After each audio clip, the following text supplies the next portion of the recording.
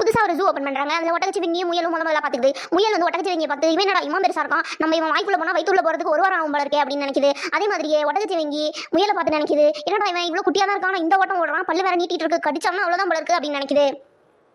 அப்புறமா அங்க ஒரு பையன் வேடிக்கை பார்க்கறதுக்கு வரான். அழகா ட்ரெஸ் பண்ணிருக்கான், ரொம்ப வேகமா அந்த இடத்துல காத்திருக்குது. அப்ப அவனோட தொப்பி பறந்து போய் உயரமா ஒரு மரத்துல இடுக்குல போய் மாட்டிக்குது. அந்த பையன் கத்தி அழுவ ஆரம்பிச்சிட்டான். முயல் வந்து சொல்லுது, எப்பா அது ரொம்ப உயரத்துல இருக்கு, என்னால எடுக்க முடியாதுன்னு சொல்லுது. ஒட்டகச்சிவிங்கி அதே மாதிரி வந்து சொல்லுது, அது இடுக்குல இருக்குப்பா, நான் எடுக்க போனா குச்சியில என் கண்ணுல குத்திருப்பா, என்னால எடுக்க முடியாதுன்னு சொல்லுது. அப்புறம் அவன் ரொம்ப கத்த ஆரம்பிச்சிட்டான். முயல் வந்து சொல்லுது, பயந்துகிட்டே, ஒட்டகச்சிவிங்கி என்ன தயவு செஞ்சு என்ன உங்க தலையில உட்கார வச்சுக்கோங்க, என்ன அந்த மரத்துக்கு கூட்டிட்டு போனீங்கன்னா நான் கிளியாம அந்த தொப்பி எடுத்து வந்து கொடுத்துருவேன், இல்லைன்னா நம்ம ரெண்டு பேரும் இவன் கத்தியை கிச்சிரும் போல இருக்கு அப்படின்னு சொல்லுது. சரின்னு சொல்லிட்டு ஒட்டகச்சிவிங்கி இதுவும் சேர்ந்து ரெண்டு பேரும் கிளியாம கேப்ப கொண்டு வந்து அந்த பையன் கொடுத்துறாங்க. அந்த பையனும் ஜாலியா பாய் பாய் சொல்லிட்டு போயிடுறான். அதுக்கப்புறம் தான் ரெண்டு பேருக்குமே புரியுது, பார்த்த உடனே எதையுமே ஜட்ஜ் பண்ணக்கூடாது. அதுக்கப்புறமா ரெண்டு பேரும் ரொம்ப க்ளோஸ் ஃப்ரெண்ட் ஆயிட்டாங்க. இப்படிதாங்க என்கிட்ட பழகி பார்க்காமலே எல்லாரும் என்ன பைத்தியம் முடிவு பண்றாங்க. சரி, அதெல்லாம் ஒரு பக்கம் இருக்கட்டும். நான் தயவு செஞ்சு எல்லாரும் லைக் பண்ணுங்க, ஷேர் பண்ணுங்க, கமெண்ட் பண்ணுங்க, மறக்காம சப்ஸ்கிரைப் பண்ணிக்கோங்க.